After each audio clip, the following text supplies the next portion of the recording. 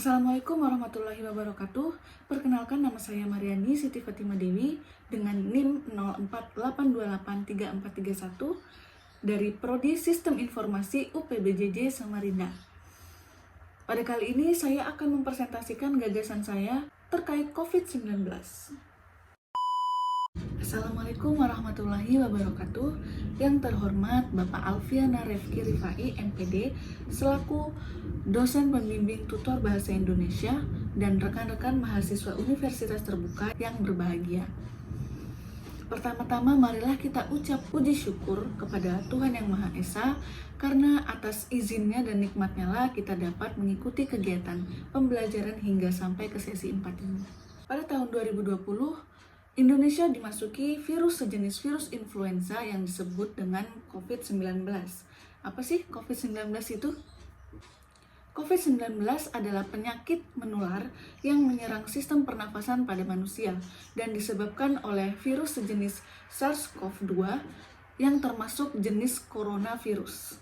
Virus COVID-19 ini pertama kali ditemukan di negara Cina. Sejumlah ilmuwan mengantongi beberapa bukti kuat bahwa pasar Wuhan yang menjual binatang liar di kota Wuhan menjadi pusat penyebaran COVID-19 ini.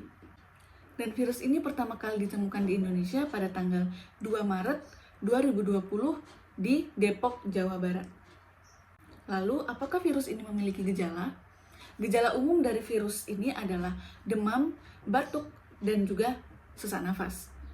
Pada kasus yang lebih parah, virus ini dapat menyebabkan pneumonia atau bahkan kesulitan bernafas.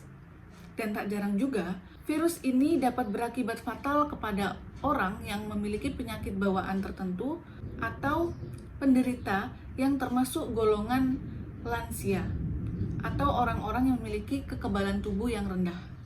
Gejala-gejala pada virus ini hampir mirip dengan virus flu influenza pada umumnya, seperti batuk, pilek, atau bahkan demam. Maka dari itu, untuk membuktikan bahwa seseorang terpapar virus COVID-19 ini dibutuhkan untuk uji tes agar mengetahui apakah seseorang itu terpapar virus COVID-19 atau tidak. Cara penularan COVID-19 ini bisa melalui kontak langsung dari percikan yang keluar dari seseorang yang terpapar virus COVID-19 ketika ia bersin atau batuk. Dan juga melalui permukaan benda-benda atau barang yang terkontaminasi oleh virus ini. Dan virus ini dapat bertahan beberapa jam di permukaan barang atau benda. Namun, virus ini dapat dibunuh menggunakan disinfektan atau hand sanitizer. Virus COVID-19 ini juga banyak membawa dampak negatif bagi ekonomi sampai pendidikan di Indonesia. Contoh dampak negatif dari COVID-19 ini di bidang pendidikan adalah di mana beberapa siswa atau bahkan seluruh siswa di Indonesia tidak dapat melakukan kegiatan belajar mengajar secara tatap muka. Melainkan kegiatan belajar mengajar di sekolah diganti dengan fasilitas online atau disebut dengan e-learning. Hal ini membuat beberapa siswa kesulitan untuk memahami materi yang dibawakan oleh gurunya. Dan bahkan orang tua siswa juga mengalami kesulitan dikarenakan harus mengawasi anak-anaknya ketika belajar di rumah. Dan dampak negatif yang dipengaruhi oleh COVID-19 ini di bidang ekonomi adalah banyak perusahaan-perusahaan yang melakukan tindakan PHK terhadap karyawan-karyawannya dikarenakan penghasilan perusahaan yang menurun. Lalu bagaimana cara pencegahan penyebaran COVID-19 ini dan cara penanggulangannya? Yang pertama, mencuci tangan menggunakan sabun atau bisa dengan menggunakan hand sanitizer.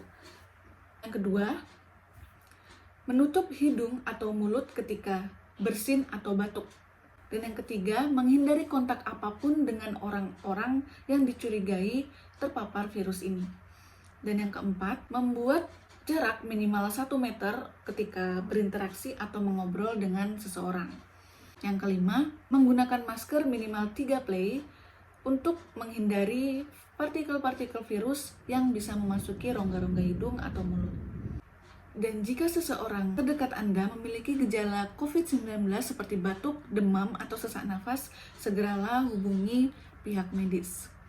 Dan cara yang terakhir untuk menanggulangi virus ini adalah melakukan vaksin yang disediakan oleh pemerintah agar kekebalan tubuh kita dapat terjaga dengan baik.